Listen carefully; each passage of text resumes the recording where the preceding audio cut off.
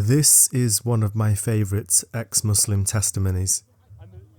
Billy at Speaker's Corner explains why he left Islam after being a strict practicing Muslim for 9 years. He wasn't just a practicing Muslim, he was a fundamentalist who had absorbed the hate-filled rhetoric in Islam on Jews and so many other groups and was radicalised by it. You're going like this to my face. Because you're telling me you're going to dominate me and conquer the world. Get your finger out my face, bro. Get your finger out my face. What do you mean when you say that Muslims are going to dominate the world? I'm not going to be your dhimmi. I'm not going to be your dhimmi. What does that mean, bro? And you will give us the jizya. Because I'm not. See, there we go. There's the extreme. There's the extreme. We're going to take our coins. You don't belong there. Stop You running just away can't from the take subject. it. That's it. You literally said you're going to dominate the world. Yeah, we will. And what? What are you going to do? He describes the trauma of waking up and the eventual clarity of mind that came from the realization that he'd been making excuses for this religion the entire time. A giant meat pie of excuses. So when I was a teenager, I had actually read the Bible in its entirety. I read a translation of the Quran in its entirety. I actually went and spoke to Muslims about belief, and what the answers I got, they do sound very enticing. They sound very good. They sound very polished. And now I say that polished, very revised, very scripted, very always the same thing. And unfortunately, when you don't actually understand, like I do now, things to do with different theologies, the history of them, geopolitical history, when you hear the arguments without understanding those things, they sound great. I've actually got this sort of saying I'd say now, which is Islam is like a meat pie. You eat it, it's great, but you don't want to know what goes into it. Because once you learn sort of all the theologies that were around at Muhammad's time, in his time and place, and then you realize every narrative the Quran gives, every practice, every statement about the universe, there's not one thing that's actually unique. So that's how I left. But that process of leaving the religion as a whole, that took about a year of learning, just out of curiosity, because I've always been interested in history, politics, geopolitics, sociology, psychology. And as you learn sort of more of those things, I just couldn't take it seriously, because the Quran sounds all amazing and mystical. Then even when you read a translation of it, there's certain statements it makes about things to do with the universe or whatever. They sound very, you sort of read over them. But if you actually take the time to actually look into each statement it makes about the physical world, things like shooting stars are thrown by Allah at the devils trying to steal information from heaven and the earth. Isn't it weird that that was in Zoroastrian theology? Yes. And the Zoroastrians were around in Arabia at Muhammad's place and time. Isn't it weird that every astrological thing the Quran says, everything it says about the structure of the earth, happens to be found in Zoroastrianism? Right. And then I also found, and Aristotle. And then also I found even, you know, the sort of the Islamic narrative of Christ, Isa ibn Maryam. Isn't it also funny that all the stories attributed to Christ happened to be in the Arabian Christianity that was around in Muhammad's time? And isn't it also strange that they worked on the oasis points on the trade route, and Muhammad was a trader for the best part of 30 years. So every day of his working life, he was surrounded by religious poetry of certain stories, and then when his revelation comes along, it's an amalgamation of everything he saw and heard. It's a bit strange that, isn't it? Can I ask though, what was the straw that broke the camel's back in which you were like... Yeah. There wasn't like a specific thing. Like, as I said, it happened over like a year-long period of learning about more and more different things. And it wasn't like I just woke up one day and went, oh, it's all bullshit. Because that doesn't happen, because you're immersed in it, right? When you believe in Islam, you have to indulge in circular reasoning. You have to ignore evidence around you to come back to your paradigm to view things. But when you look at things objectively, you realize, and it was devastating. Like, I was genuinely upset about it. Like, because it is a devastating thing, because your whole world as you know it, you effectively realize is bullshit. But it wasn't like there was one thing that made it implode. The best way I can describe it is like a Jenga tower. Okay. You learn more, a bit comes out. You learn another theology in a part of history, a bit more comes out. You learn a bit more about geopolitics and trade, a bit more comes out.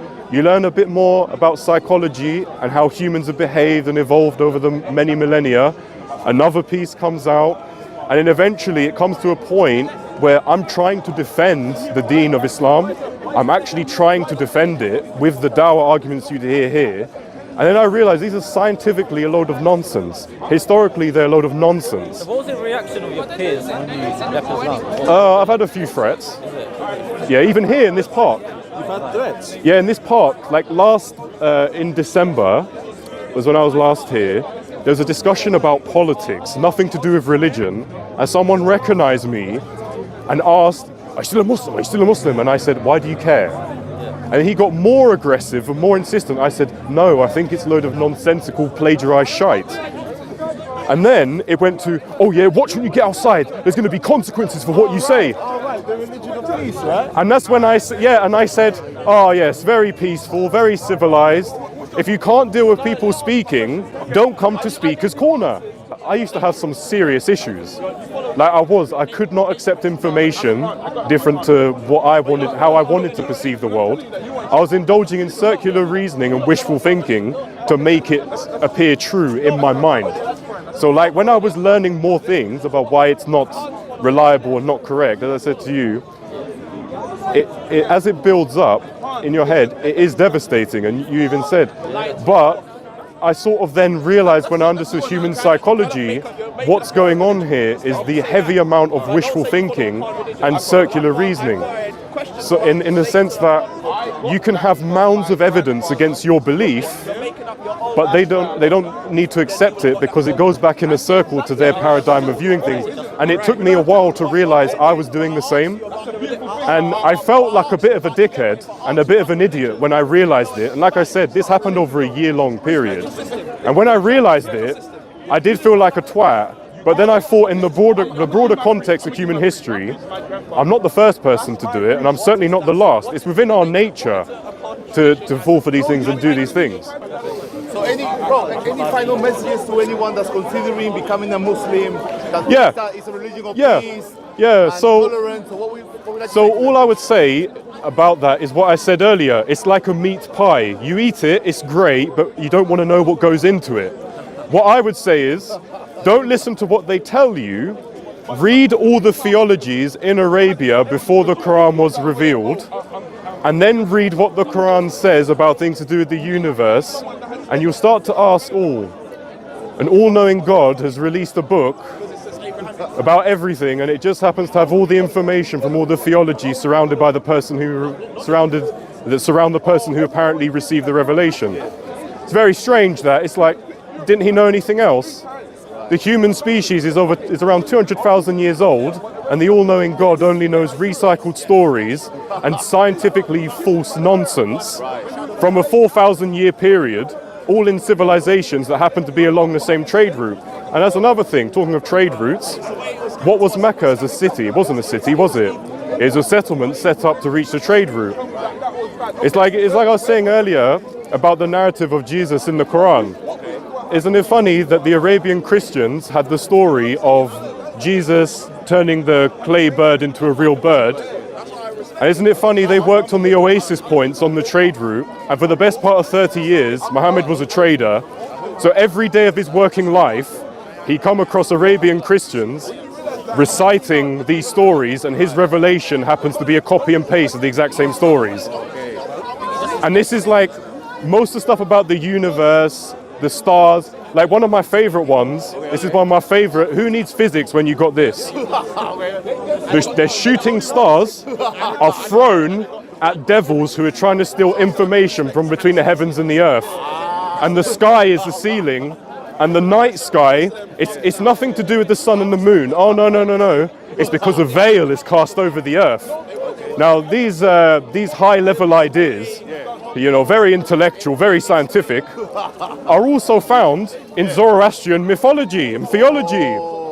That was around for quite a few millennia before Muhammad was born, and there was several Zoroastrians in Arabia at the time of Muhammad. Isn't that strange? So what I'm saying is, learn about all the theologies in the region at the time, learn the geopolitics of what empires surrounded Arabia, learn what was going on, read what they believe, the stories, the ideas about the earth, the universe, the seven heavens, heaven and the earth. Read about all of it, and then read a translation of the Quran. It won't seem very divine then. It won't seem very unique or miraculous. I was genuinely devastated when it took like a year. It didn't happen overnight, like learning thing after thing. It takes a long time. It's like a Jenga tower, piece by piece. It took about a year. You know, and it was genuinely devastating, but it did come to a point where, as I was learning all these things, I was trying to defend the religion, and each argument I was using that you hear like people doing dawah here will use, actually if you look them up, these things the Quran say, they're not actually new. They're all found in civilizations along the same trade route within a 4,000 year time span. So and it got to a point where I was like, well, reading it going, Allah the All-Knowing doesn't seem to know very much. He doesn't know the history of his creation. He doesn't know the biology of his creation. He doesn't know the physics of his own universe. He doesn't know anything about the solar system. Yeah, everything he gets is wrong.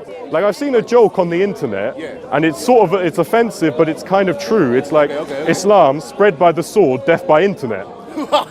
Because, you know, no, it is true. It is true. If you research a thing I said about shooting stars, it'll come up AI overview, Zoroastrian mythology. It tells you where it's from. There's nothing unique about it. If you Google, is the sky a solid ceiling? There's no physicist on the earth that's going to go, wow, that's a miracle, I want to accept that. They're going to laugh at you.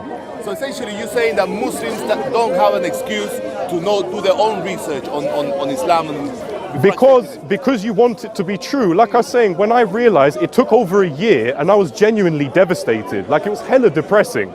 Like, you got to understand, I basically learned my whole paradigm to understand reality. 9 years you actually believe this? You believe this for 9 years? You believe yeah. Like literally, yeah. So when you learn over the period of a year doing genuine research, not trying to just, like, research before when I was a Muslim was try and find something that makes the religion look right and go at Speaker's Corner and spread that. No. Real genuine research. Is the sky a fucking ceiling? Is the night sky a veil cast over the fucking earth? Do you know what I mean? Are shooting stars even stars? No. Oh, there you go then. That's what it is. Finito. Finished. Okay. That's it, yeah, finito. Finito. That's nice. Hope you have a good day, all of you.